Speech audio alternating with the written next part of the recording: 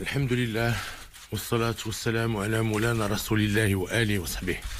شعبي العزيز، لقد من الله تعالى على المغرب عبر تاريخه العريق بنعمة الوحدة والتلاحم في كل الظروف والأحوال. وما الاحتفال بعيد العرش الذي نخلد اليوم ذكراه 19 إلى تجسيد للبيعة التي تربطنا بك، والعهد المتبادل بيننا على الوفاء الدائم لثوابت المغرب ومقدساته، والتضحية في سبيل وحدته واستقراره. فكان هذا العهد بين ملوك هذا الوطن وأبنائه وما يزال بمثابة الحصن المنيع الذي يحمي المغرب من مناورات الأعداء من مختلف التهديدات، كما مكننا من تجاوز الصعاب ومن تحقيق العديد من المكاسب والمنجزات التي نعتز بها في ظل الوحدة والأمن والاستقرار. فالمغرب هو وطننا وهو بيتنا المشترك، ويجب علينا جميعا أن نحافظ عليه ونساهم في تنميته وتقدمه. إن الوطنية الحقة تعزز الوحدة والتضامن، وخاصة في المراحل الصعبة، والمغاربة الأحرار لا تؤثر فيهم تقلبات الظروف رغم قساوتها أحيانا، بل تزيدهم إيمانا على إيمانهم وتقوي عزمهم على مواجهة الصعاب ورفع التحديات. وإني واثق أنهم لن يسمحوا لدعاة السلبية والعدمية وبائعي الأوهام باستغلال بعض الاختلالات للتطاول على أمن المغرب واستقراره، أو لتبخيس مكاسبه ومنجزاته، لأنهم يدركون أن الخاسر الأكبر من إشاعة الفوضى والفتنة هو الوطن والمواطن على حد سواء. وسنواصل السير معا والعمل سويا لتجاوز المعيقات الظرفية والموضوعية، وتوفير الظروف الملائمة لمواصلة تنفيذ البرامج والمشاريع التنموية وخلق فرص الشغل وضمان العيش الكريم. شعبي العزيز، إن تحقيق المنجزات وتصحيح الاختلالات ومعالجة أي مشكل اقتصادي أو اجتماعي يقتضي العمل الجماعي والتخطيط والتنسيق بين مختلف المؤسسات والفاعلين، وخاصة بين أعضاء الحكومة والأحزاب المكونة لها. كما ينبغي الترفع عن الخلافات الظرفية والعمل على تحسين أداء الإدارة وضمان السير السليم للمؤسسات بما يعزز الثقة والطمأنينة داخل المجتمع وبين كل مكوناته. ذلك أن قضايا المواطن لا تقبل التأجيل ولا الانتظار، لأنها لا ترتبط بفترة دون غيرها، والهيئات السياسية جادة هي التي تقف إلى جانب المواطن في السراء والضراء. والواقع أن الأحزاب تقوم بمجهودات من أجل النهوض بدورها، إلا أنه يتعين عليها استقطاب نخب جديدة وتعبئة الشباب للانخراط في العمل السياسي، لأن أبناء اليوم هم الذين يعرفون مشاكل ومتطلبات اليوم. كما يجب عليها العمل على تجديد أساليب وآليات اشتغالها. فالمنتظر من مختلف الهيئات السياسية والحزبية التجاوب المستمر مع مطالب المواطنين، والتفاؤل مع الأحداث والتطورات التي يعرفها المجتمع فور وقوعها، بل واستباقها بدل تركها تتفاقم وكأنها غير معنية بما يحدث. شعبي العزيز، إن الشأن الاجتماعي يحظى إنذي باهتمام وانشغال بالغين كملك وكإنسان. فمنذ أن توليت العرش وأنا دائم الإصغاء لنبض المجتمع وللانتظارات المشروعة للمواطنين، ودائم العمل والأمل من أجل تحسين ظروفهم.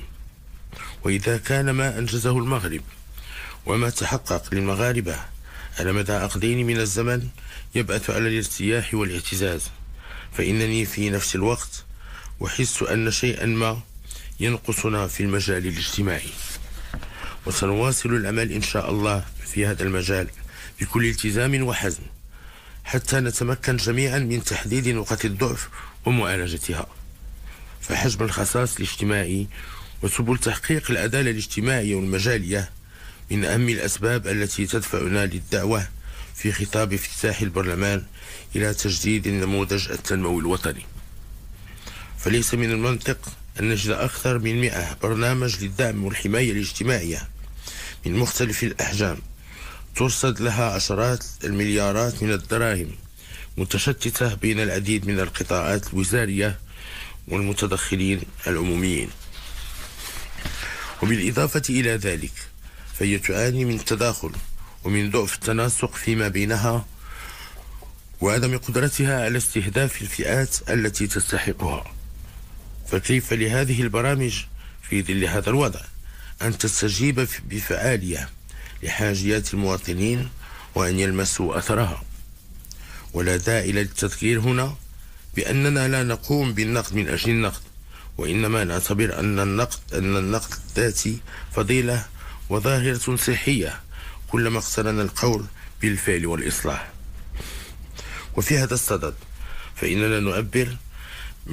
فإنها نعتبر المبادرة الجديدة لإحداث السجل الاجتماعي الموحد بداية واعدة لتحسين مردودية البرامج الاجتماعية تدريجيا وعلى المدى القريب والمتوسط، وهو نظام وطني لتجديد الأسر قصد الاستفادة من برامج دعم اجتماعي على أن يتم تحديد تلك التي تستحق ذلك فعلا عبر اعتماد معايير دقيقة وموضوعية وباستعمال التكنولوجيات الحديثة.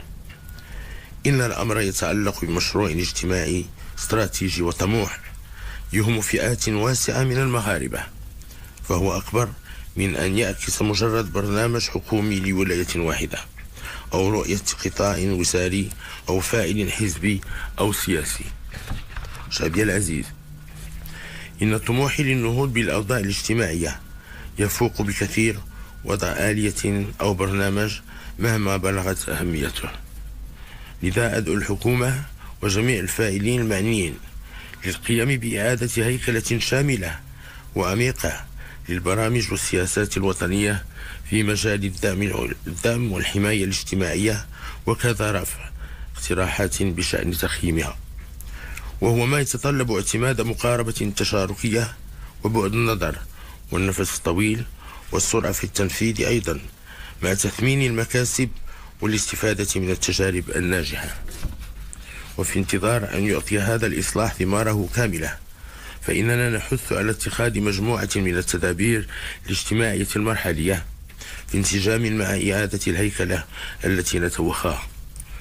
وإني أدعو الحكومة إلى الانكباب على إعدادها في أقرب الآجال وإطلاع على تقدمها بشكل دوري، وحتى يكون الأثر مباشرا وملموسا فإني أؤكد على التركيز على المبادرات المستعجلة في المجالات التالية: أولا، إعطاء دفعة قوية لبرامج دعم التمدرس ومحاربة الحظر المدرسي ابتداء من الدخول المدرسي المقبل، بما في ذلك برنامج تيسير للدعم المالي للتمدرس والتعليم الأولي والنقل المدرسي والمطاعم المدرسية والداخليات، وكل ذلك من أجل التخفيف من التكاليف التي تتحملها الأسر ودعمها في سبيل مواصلة أبنائها للدراسة والتكوين.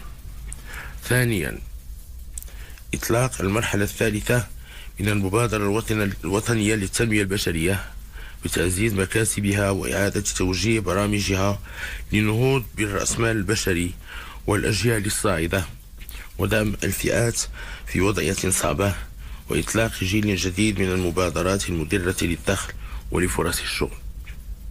ثالثا، تصحيح الاختلالات التي يعرفها تنفيذ برنامج التغطية الصحية غمد بموازاة مع إعادة النظر بشكل جذري في المنظومة الوطنية للصحة التي تعرف تفاوتات صارخة وضعفا في التدبير. رابعا، الإسراع بإنجاح الحوار الاجتماعي، حيث ندعو مختلف الفرقاء الاجتماعيين إلى استحضار المصلحة العليا والتحلي بروح المسؤولية والتوافق قصد بلورة ميثاق اجتماعي متوازن ومستدام بما يضمن تنافسية المقاولة ويدعم القدرة الشرائية للطبقة الشغيلة بالقطاعين العام والخاص. وهنا أقول للحكومة أن الحوار الاجتماعي واجب ولا بد منه، وينبغي اعتماده بشكل غير منقطع، وعليها أن تجتمع بالنقابات وتتواصل معها بانتظام بغض النظر عما يمكن أن يفرزه هذا الحوار من نتائج. وارتباطا بهذا الموضوع، فإنني كنت ولا أزال مقتنعا بأن أسمى أشكال الحماية الاجتماعية والذي يأتي من طريق خلق فرص الشغل المنتج والضمان للكرامة. والواقع أنه لا يمكن توفير فرص الشغل أو إيجاد منظومة اجتماعية أصيلة ولائقة إلا بإحداث نقلة نوعية في مجالات الاستثمار ودعم القطاع الإنتاج الوطني. ولهذه الغاية فإنه يتعين على الخصوص العمل على إنجاح 3 أوراش أساسية. أولها إصدار ميثاق اللا تمركز الإداري داخل أجل لا يتعدى نهاية شهر أكتوبر المقبل، بما يتيح للمسؤولين المحليين اتخاذ القرارات وتنفيذ برامج التنمية الاقتصادية والاجتماعية في انسجام وتكامل مع الجهوية المتقدمة.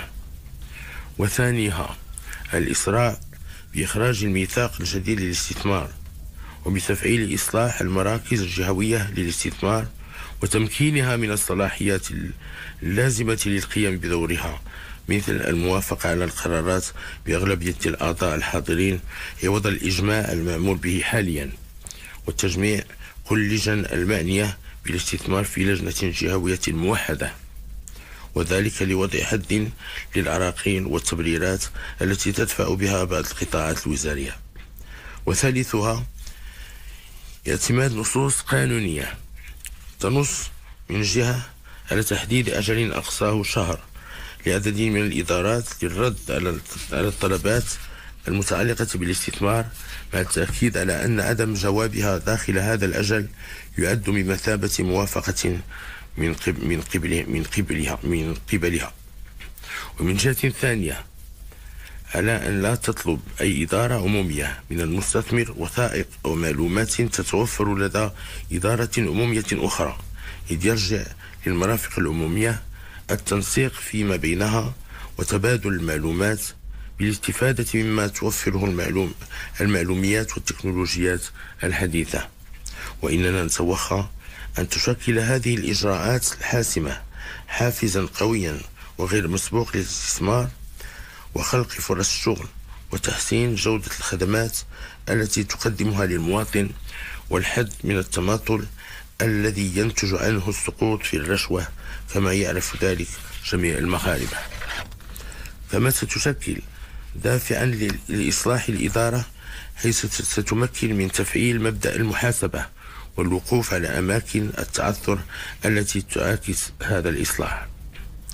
ويتعين العمل على جعل هذه الإجراءات أمرا واقع فيما يخص مجال الاستثمار، على أن يتم تعميمها على كافة علاقات الإدارة مع المواطن، غير أن النصوص مهما بلغت جودتها تبقى رهينة بمدى جدية والتزام كل مسؤول إداري بحسن تطبيقها. كما نؤكد على ضرورة تحيين برامج المواكبة الموجهة للمقاولات، بما في ذلك المتعلقة بتسهيل ولوجها للتمويل وبالرفع من إنتاجيتها وتأهيل مواردها البشرية. ويبقى الهدف المنشود هو الارتقاء بتنافسية المقاولة المغربية وبقدرتها على التصدير وخلق فرص الشغل، ولا سيما منها المقاولات الصغرى والمتوسطة التي تستدعي اهتماما خاصا لكونها تشكل 95% من النسيج الاقتصادي الوطني. ذلك أن المقاولة المنتجة تحتاج اليوم إلى مزيد من ثقة الدولة والمجتمع لكي يستعيد الاستثمار مستواه المطلوب، ويتم الانتقال من حالة الانتظار السلبية إلى المبادرة الجادة المشبعة بروح الابتكار. فاستعادة الحيوية والاقتصادية تظل مرتبطة بمدى انخراط المقاولة وتجديد ثقافة الأمان واستثمار المؤهلات المتعددة التي يتيحها المغرب مع استحضار رهانات التنافسية الدولية بل والحروب الاقتصادية أحيانا. شعبي العزيز، إن حرصنا على النهوض بالأوضاع الاجتماعية ورفع التحديات الاقتصادية لا يعادله إلا عملنا على الحفاظ على الموارد الاستراتيجية لبلادنا وتثمينها، وفي مقدمتها الماء، اعتبارا لدوره الرئيسي في التنمية والاستقرار. قال تعالى: وجعلنا من الماء كل شيء حي. صدق الله العظيم. فالمخطط الوطني للماء يجب أن يعالج مختلف الإشكالات المرتبطة بالموارد المائية خلال 30 سنة القادمة، كما أن الحكومة والمؤسسات المختصة مطالبة باتخاذ تدابير استعجالية وتعبئة كل الوسائل لمعالجة الحالات الطارئة المتعلقة بالنقص في تزويد السكان بالماء الصالح للشرب وتوفير مياه سقي المواشي، خاصة في فصل الصيف. ولهذه الغاية ما فتئنا نؤكد على ضرورة مواصلة سياسة بناء السدود التي يعد المغرب رائدا فيها، وقد حرصت على السير على هذا النهج، حيث تم بناء 30 سدا من مختلف الأحجام خلال 18 سنة الماضية. شعبي العزيز، إن المغرب بماضيه وحاضره ومستقبله أمانة في أعناقنا جميعا. لقد حققنا معا العديد من المنجزات في مختلف المجالات، ولن نتمكن من رفع التحديات وتحقيق التطلعات إلا في إطار الوحدة والتضامن والاستقرار والإيمان بوحدة المصير في السراء والضراء، والتحلي بروح الوطنية الصادقة والمواطنة المسؤولة. وما أحوجنا اليوم في ظل ما تعرفه بلادنا من تطورات إلى التشبث بقيمنا الدينية والوطنية الراسخة، واستحضار التضحيات التي قدمها أجدادنا من أجل أن يظل المغرب بلدا موحد كامل السيادة وموفور الكرامة. ولا يسعنا في هذا المقام إلا أن نستحضر بكل إجلال وإكبار لأرواح الطاهرة لشهداء المغرب الأبرار، وفي مقدمتهم جدنا ووالدنا المنعمان جلالة الملك محمد الخامس وجلالة الملك حسن الثاني أكرم الله مثواهما. كما نوجه تحية تقدير إلى كافة مكونات قواتنا المسلحة الملكية والدرك الملكي والقوات المساعدة والأمن الوطني والوقاية المدنية على تجندهم الدائم تحت قيادتنا للدفاع عن وحدة الوطن وصيانة أمنه واستقراره.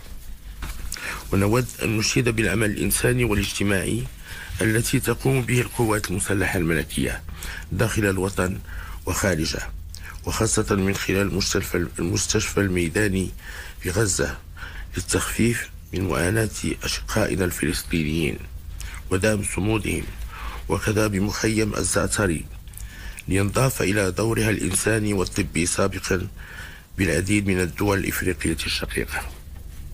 وستجدني شعبي العزيز كما عهدتني دائما خديمك الأول الحريص على الإنصات لانشغالاتك والتجاوب مع مطالبك والمؤتمن على حقوقك ومقدساتك. قال تعالى: ومن يتق الله يجعل له مخرج ويرزقه من حيث لا يحتسب. صدق الله العظيم. والسلام عليكم ورحمة الله تعالى وبركاته.